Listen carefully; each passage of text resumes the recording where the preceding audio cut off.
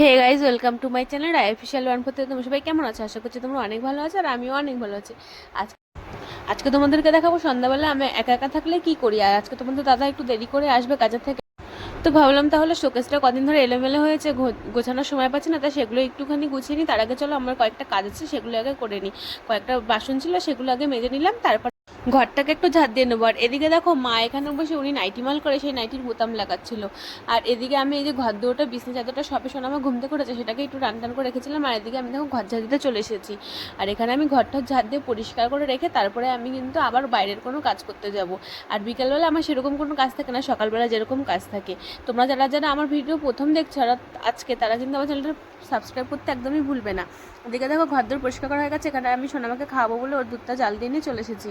আর এখানে কিন্তু ওকে আমি মুড়ির গুঁড়ো আর বিস্কুট দিয়ে বিকালবেলা সেটাই গলিয়ে খাওয়াচ্ছিলাম। ওকে খাওয়ানো হলে তারপরে আমি বারান্দার বিছনাটা একটুখানি ঝাড়পোছ করবো, যেহেতু মা ওখানে বোতাম লাগা ছিল তাই জন্য ওই জায়গাটা একটু এলোমেলো হয়ে গেছিলো। আর এখানে দেখো ও তো কোনো সময়ই খেতে চায় না। এখানে আমি দুখানা বিস্কুট দিয়ে গুলে নিয়েছিলাম। আর যেহেতু এটা বৃহস্পতিবারের ব্লগ ছিল, আমি কিন্তু প্রত্যেক দিন বৃহস্পতিবার সন্ধ্যাবেলা আমি কিন্তু লক্ষ্মীর পাঁচালি চালাই, সেটাই চলছিল আমার ঘরে। তারপর দেখো বাইরের সব কিছু কাজ সেরে আমি কিন্তু ঘরে চলে এসেছি শোকেস গোছানোর জন্য। আর এখানে দেখো সোনামা আমার ফোনটা ফেলে দিচ্ছে। ও ফেলতে চায়নি, বিছনায় উঠতে গেছে, চাদরে টান লেগে ফোনটা পড়ে গেছে, যেহেতু ফোনটা স্ট্যান্ডে বিছনার উপরে রাখা ছিল তাই জন্য। আর এখানে দেখো অনেক জিনিসপত্র হচ্ছিল। ওই বাসু দুটোর মধ্যে আমার গয়নাগাটি ছিল, তো কয়দিন ধরে শাড়ি পরে ভিডিও করছিলাম বলে এই গলা সেই গলার বার করা হচ্ছিল, সেগুলো আমার গুছানো হচ্ছিল না। যেহেতু ওখানে সব ভোট দেওয়া ছিল যার কারণে আমি কোনো কিছু খুঁজেও পাচ্ছিলাম না, ওই জন্য ভাবলাম গুছিয়ে। তারপর দেখো বিছনার চাদরটা গুছিয়ে নিয়েছি বাইরে। ওখানে বসেই মা বোতাম লাগাচ্ছিল নাইটে, আর তোমাদেরকে দেখাচ্ছিলাম যে আমি গুছিয়েছি। আর ওখানে দেখো সোনামা বারবার করে লাইটটা জ্বালাচ্ছিল আর বন্ধ করছিল। আর এখানে আমার শোকেস গোছানো পুরো কমপ্লিট হয়ে গেছে। পেপার চেঞ্জ করিনি, ওপর একটু গুছিয়ে রেখেছি। এখন আমি একটু গা ধুয়ে আসবো। আর এটাই তোমাদেরকে দেখাচ্ছিলাম যে আমি দেখো নাইটি পরে আছি। আর তারপর দেখো গান চলছিল, লক্ষ্মীর পাঁচালি শেষ হয়ে এখানে কিন্তু কৃষ্ণ শতনাম শেষ হয়ে গেছে, ওটাও কিন্তু চলছিল, পুরোটা ভিডিও করা হয়নি। আর এখানে দেখো আমি গা ধুয়ে চলে এসেছি।